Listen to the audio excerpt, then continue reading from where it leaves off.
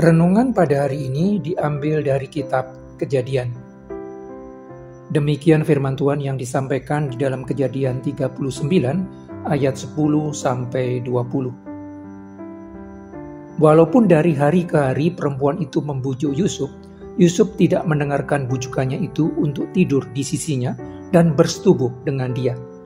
Pada suatu hari, masuklah Yusuf ke dalam rumah untuk melakukan pekerjaannya, sedang dari seisi rumah itu seorang pun tidak ada di rumah. Lalu perempuan itu memegang baju Yusuf sambil berkata, "Marilah tidur dengan aku." Tetapi Yusuf meninggalkan bajunya di tangan perempuan itu dan lari keluar. Ketika dilihat perempuan itu bahwa Yusuf meninggalkan bajunya dalam tangannya dan telah lari keluar, dipanggilnyalah seisi rumah itu. Lalu katanya kepada mereka, "Lihat, dibawanya kemari seorang Ibrani, supaya orang ini dapat mempermainkan kita. Orang ini mendekati aku untuk tidur dengan aku, tetapi aku berteriak-teriak dengan suara keras." Dan ketika didengarnya bahwa aku berteriak sekeras-kerasnya, ditinggalkannyalah bajunya padaku, lalu ia lari keluar. Juga ditaruhnya baju Yusuf itu di sisinya sampai tuan rumah pulang. Perkataan itu jugalah yang diceritakan perempuan itu kepada Potifar. Katanya, "Hamba orang Ibrani yang kau bawa kemari itu datang kepadaku untuk mempermainkan aku. Tetapi ketika aku berteriak sekeras-kerasnya, ditinggalkannya bajunya padaku, lalu ia lari keluar." Baru saja didengar oleh tuannya perkataan yang diceritakan istrinya kepadanya, "Begini begitulah aku diperlakukan oleh hambamu itu." Maka bangkitlah amarahnya. Lalu Yusuf ditangkap oleh tuannya dan dimasukkan ke dalam penjara, tempat tahanan-tahanan raja dikurung. Demikianlah Yusuf dipenjarakan di sana.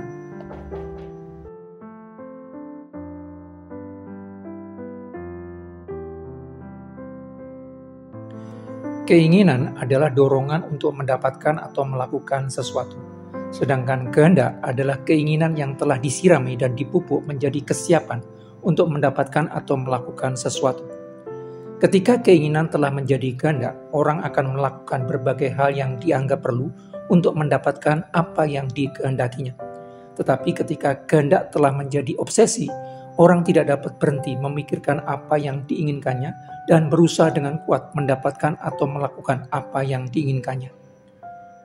Istri Potifar yang tertarik secara seksual terhadap Yusuf yang tampan dan berperilaku baik, menggoda Yusuf untuk berhubungan seks dengannya. Tidak hanya sekali. Perempuan ini menggoda Yusuf dari hari ke hari. Godaan yang satu tidak berhasil, dilanjutkan dengan godaan lainnya. Godaan di satu hari tidak terpenuhi, dilanjutkan dengan godaan lainnya di hari yang berbeda. Tetapi Yusuf tetap menolaknya. Ketika keinginan kuat berkesinambungan tidak terpenuhi, orang bisa bereaksi dengan cara yang tidak terduga. Orang bisa melakukan tindakan mengerikan yang berkebalikan dengan keinginan awalnya. Tindakan selanjutnya yang mengerikan justru menunjukkan karakter asli orang yang bersangkutan. Istri Potifar yang tidak terpenuhi hasrat seksualnya terhadap Yusuf melakukan tindakan berbahaya yang tidak diduga sebelumnya, memfitnah Yusuf sebagai orang yang berusaha memperkosanya. Persoalan besar selanjutnya, Potifar mempercayai kebohongan istrinya. Potifar menangkap Yusuf dan menjebloskannya ke dalam penjara. Tindakan yang dilakukan istri Potifar mewakili tindakan banyak orang lainnya. Ketika keinginan kuatnya tidak terpenuhi, orang bisa melakukan tindakan merusak apa yang menjadi objek keinginannya. Karena itu Allah memperingatkan anak-anaknya tentang relasi berbahaya antara keinginan seseorang yang tidak terpenuhi dengan tindakan jahat selanjutnya. Kamu mengingini sesuatu tetapi kamu tidak memperolehnya, lalu kamu membunuh. Kamu iri hati tetapi kamu tidak mencapai tujuanmu, lalu kamu bertengkar dan kamu berkelahi. Orang bisa melakukan berbagai tindakan jahat, termasuk membunuh, karena tidak bisa memperoleh apa yang diinginkannya.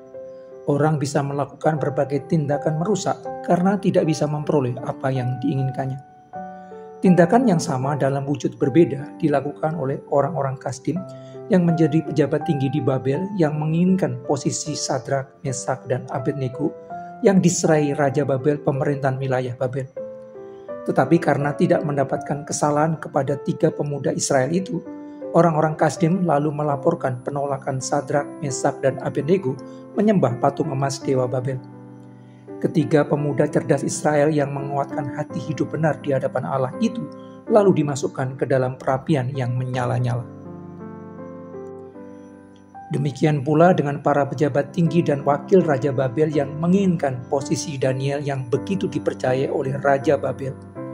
Mereka mencari alasan dakwaan terhadap Daniel dalam hal pemerintahan, tetapi mereka tidak mendapat alasan apapun atau sesuatu kesalahan. Sebab Daniel setia dan tidak ada didapati sesuatu kelalaian atau sesuatu kesalahan padanya. Karena mereka dikuasai rasa iri dan berusaha menjatuhkan Daniel, tetapi tidak mendapatkan kesalahan yang bisa menjadi alasan, mereka mempersoalkan Daniel yang berdoa kepada Tuhan, bukan kepada Dewa Babel.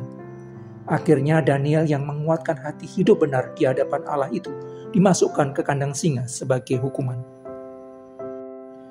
Ketika orang percaya bertekad untuk hidup benar di hadapan Allah, selalu akan ada orang yang merasa dirugikan atas kesalahan tersebut. Ketika orang percaya bertekad untuk menjadikan kebenaran Allah sebagai pemandu di dalam langkah hidupnya, selalu akan ada orang yang merasa tidak nyaman dengan cara hidup seperti itu. Orang-orang yang merasa dirugikan atas cara hidup saleh dari orang percaya terkadang melakukan tindakan jahat dengan memfitnah atau melakukan sesuatu hal lain yang buruk sebagai alat penekan supaya keinginan jahatnya terpenuhi. Sampai di titik ini, sepertinya rancangan dan tindakan jahat istri Potifar telah dieksekusi dengan sempurna. Sesuatu yang dianggap menjadi penghalang atas hasrat liar seksualnya telah disingkirkan dari dirinya. Sesuatu yang dianggap menjadi penghalang atas keinginannya untuk berbuat dosa telah dijauhkan dari hidupnya. Kejahatan seperti telah memenangkan pertandingan melawan kesalehan. Tetapi Allah yang bekerja dalam segala sesuatu untuk mendatangkan kebaikan bagi orang yang mengasihinya, bisa memakai rancangan dan tindakan jahat yang dilakukan orang-orang yang tidak mengenal Allah justru untuk merealisasikan rencana baiknya. Allah malah memakai kejahatan istri Potifar yang memfitnah Yusuf untuk membawa Yusuf ke lokasi yang telah disiapkannya bagi Yusuf, istana Fir'aun, dengan memakai Potifar untuk mengirimnya ke penjara, tempat tahanan-tahanan raja dikurung, tempat di mana Yusuf akan bertemu dengan orang-orang yang berada di lingkaran dalam Fir'aun. Karena itu, kita tidak perlu khawatir dengan berbagai rancangan dan tindakan jahat yang dilakukan orang lain terhadap diri kita. Selama kita mengasihi Allah dengan sungguh, rekaan jahat orang lain akan digunakan Allah untuk membawa kebaikan bagi diri kita. Rancangan dan tindakan jahat orang lain bisa digunakan Allah sebagai gada dan tongkat untuk menggiring kita menuju situasi yang dikehendakinya. Selama kita berpegang kepada kebenaran Allah, akan menuntun kita kepada damai sejahteranya.